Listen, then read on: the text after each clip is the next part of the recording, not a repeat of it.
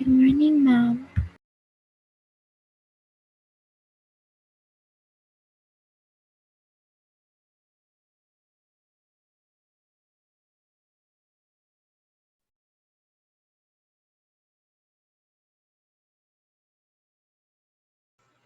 Good morning, everyone. May I request those who are here already to please turn on their cam.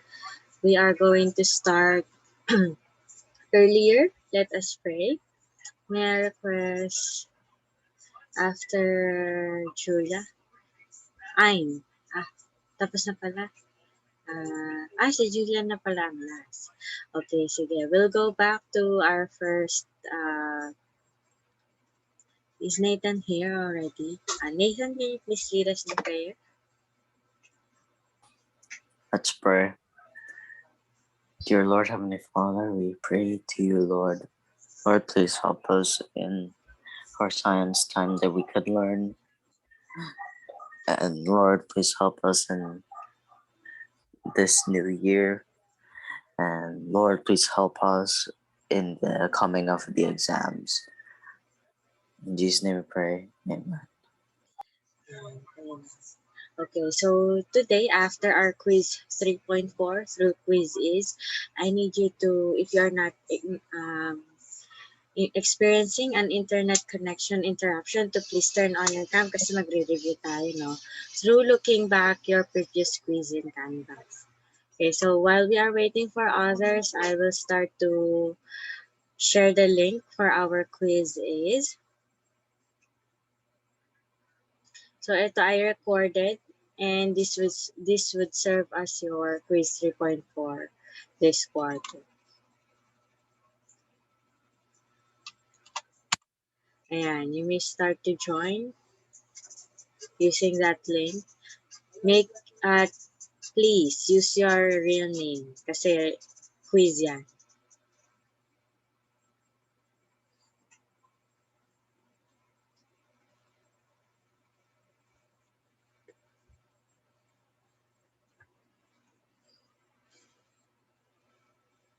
Ma'am, can it be your initials? First name.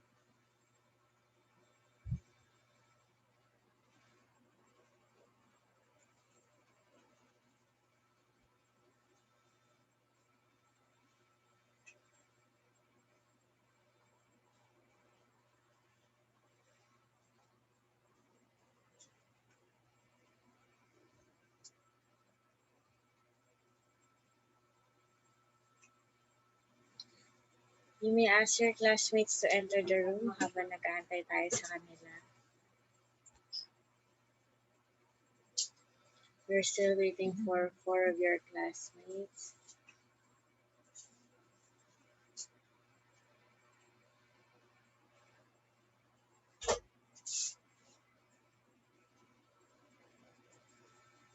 Sino pang wala? Julia, Ayon, who else? Ayon, Timothy, sino pa yung dalawang? Marie and Bea? Dito na ba si Bea?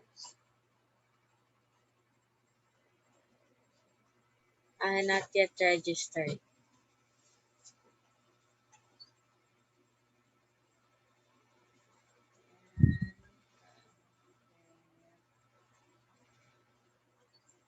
Nathan, okay.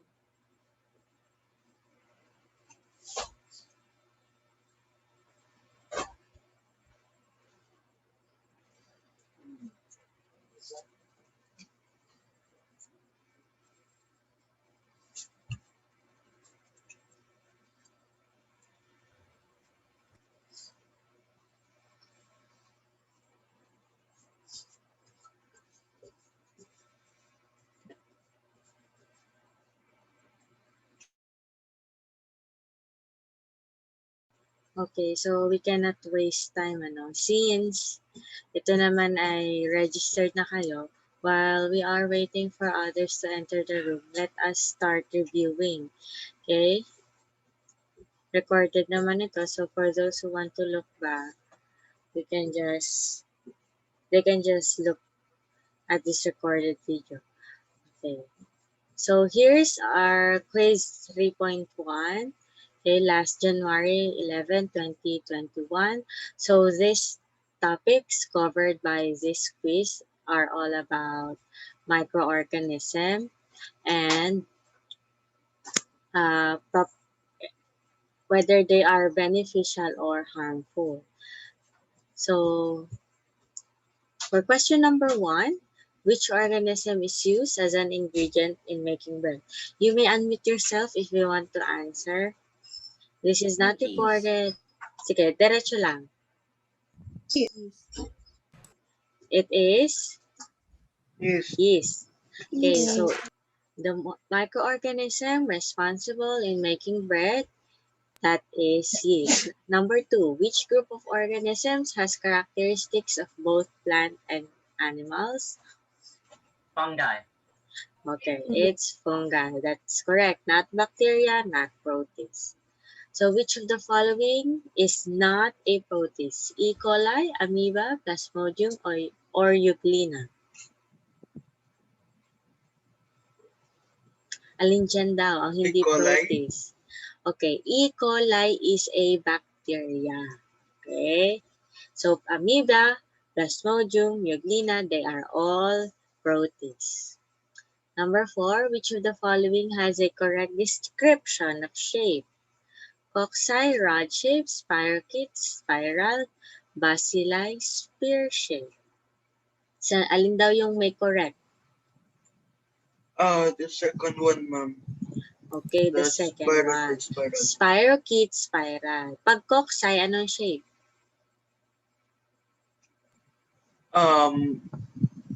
Spiral rod-like.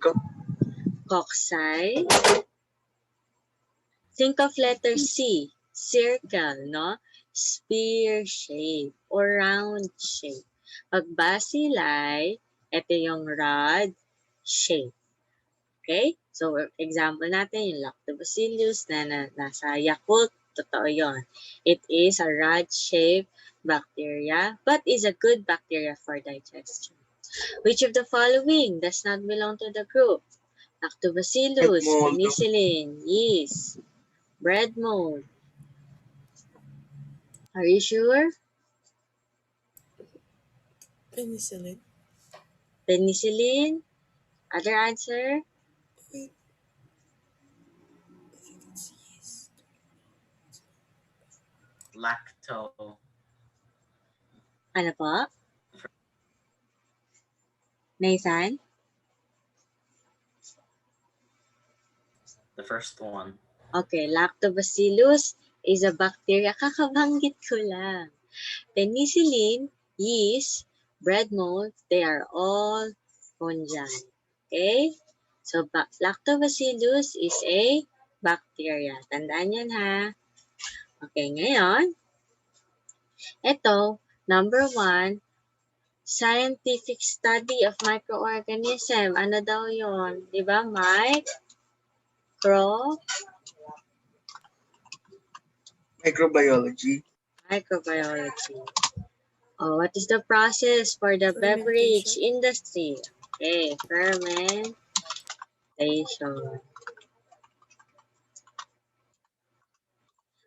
How about the third one?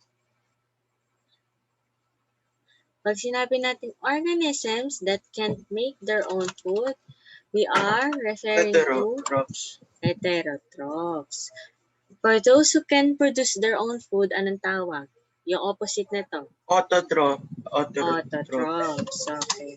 You may unmute yourself also if you want to participate, and I am requiring you to do so. Amoebas, manner of food getting. Paano daw kumakain ang mga amoeba? They are engulfing, no? Nilulunok nila yung organism, microorganism, rather, na malapit sa kanila. And what is the protist that causes malaria in humans? Letter P. Plasmodium. Plasmodium. Okay. So, ito, 2 characteristics of bacteria. They vary in shape. They can be used in fermentation. Two characteristics of fungi. They have the characteristics of both plants and animals. They cannot make their own food. They need other organisms in order to be fed. One characteristic of protists, they are harmful, mainly harmful, but meron pa rin naman na benefit. Kasi most of them, they can cause diseases. Planktons and diatoms that serve as food for fish. That is Benefit. a benefit. Growth of molds in bread. That is a harm. Why? Because molds are fungi. Penicillin as an antibiotic drug. That is a benefit. Okay, remember, nung sa natin, for those who participated sa quiz B natin, there is a question. If you also watch, what treatment is advised? Okay, for bacterial infection. That is Antibiotics. antibiotic. Amoebiasis. We all know amoeba is a protist and amoebiasis is a disease, so it is a harm. And mildew is also a fungi that grows on bedding and sofa, so that is a harm. Okay? So, for those who recently entered the room, kindly register sa ating quiz 3.4. That is the link. I shared it sa group chat. Okay. So, you don't try to, mag-message sa classmate nyo. Nare-record yan dito sa Canvas.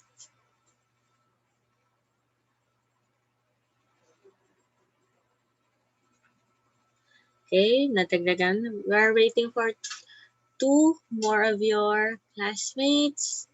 Nandito na ba si Timothy? Paki-register ang, nandito na. First name.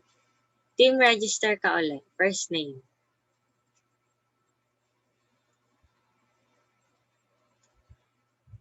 Ayon, can you participate? The link is here sa chat box. Asa na si Ayon? You have your computer, Ayon? You go to quizizz.com and then enter this code 979896.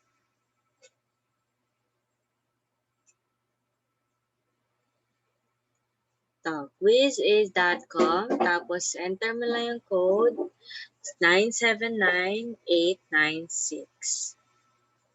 Sino pa yung isa? Si Marie. Wala pa si Marie. Baka nahirapan na. Okay. Nahirapan na naman ata siya sa connection. Okay, anyway. You can start. Ito no need to rush. This is a quiz. Hindi quiz biya. Hindi to paunahan. Okay? Take it seriously.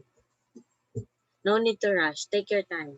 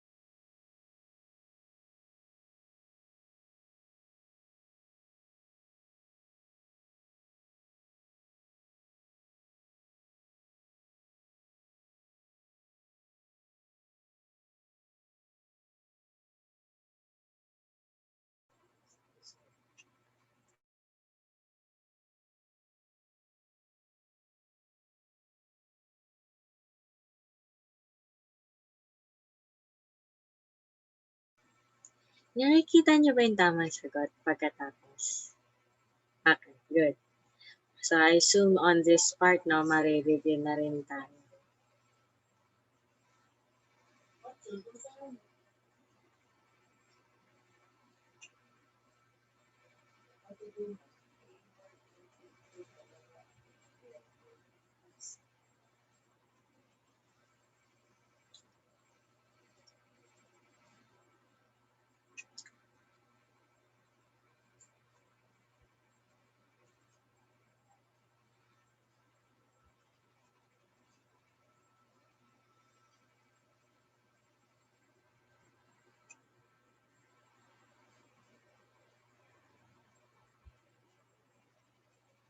May klase ka ba? Grabe na eye bags mo, tigilan mo magpuyat.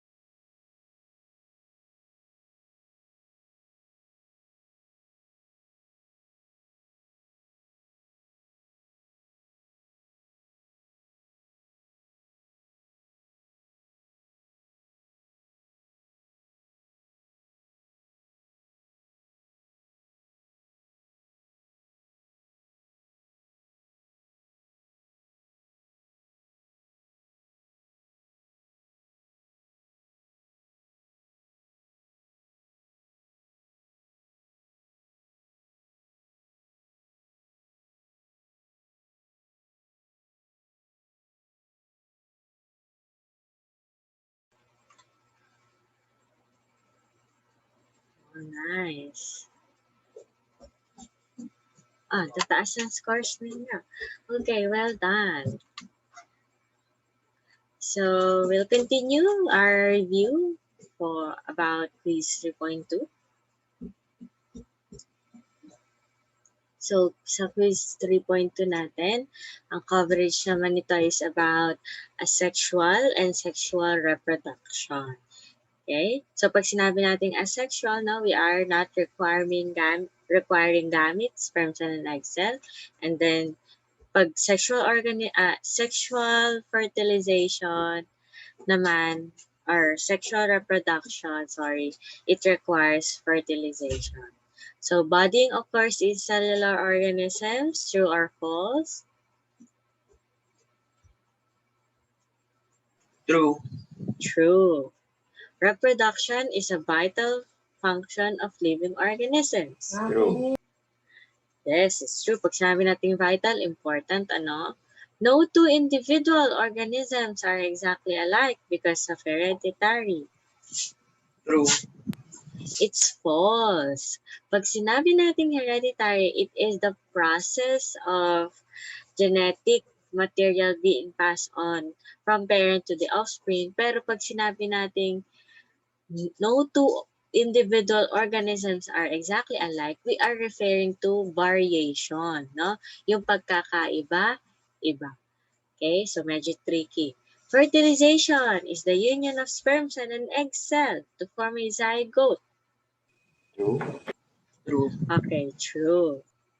Asexual reproduction thus requires the usage of gametes. No. Does it require gametes? False. Okay, it is the sexual reproduction that requires the usage of gametes. When an organism undergoes a period of growth, then it splits into two separate organisms. Anong tawag doon? Budding. Fragmentation. Splitting. Di ba meron tayong forming one, splitting, fusion, ano yung separate ng Put together. fusion? As Fusion? fragmentation. Fission. Fragmentation. Fission. Pag nagsasabi tayo ng splitting, fission yon. Okay? Pag fusion, nagsasama. Pag fission, nag-split or nagsaseparate. Okay, next. Budding is when the outgrowth of a part of a cell or body region leading to a separation from the individual organism into how many individuals? Isa lang. Okay, so kapag mature na yung part na yon ng organism na yon, it will separate or detach from the parent. Okay, and it will turn into a one individual mature organism. Yes? May tumawag ba sa akin? Next, in coral, the bud does not blank but multiplies as part of a new colony. Kakasabi ko lang yung word. Starts with letter D. Detached. Detach. Isa na naman yung letter D dyan.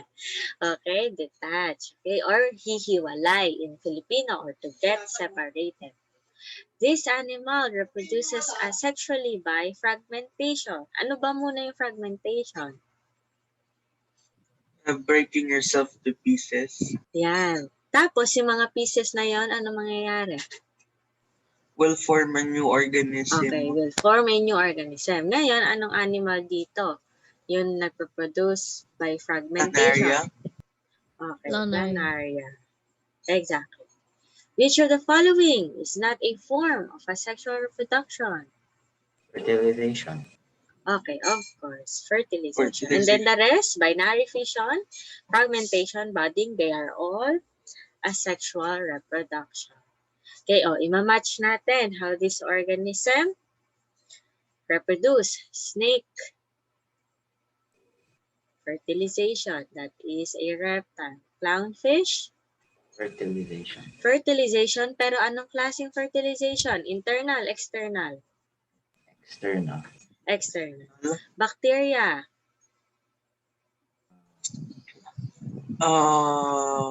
Paano Generation. multiply? Madami. Yung bacteria. Fission. Fragmentation. Fission.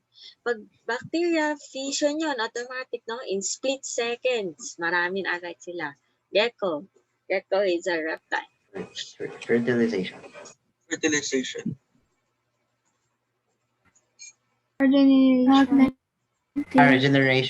Regeneration. Di ba napuputol yung buntot? Starfish.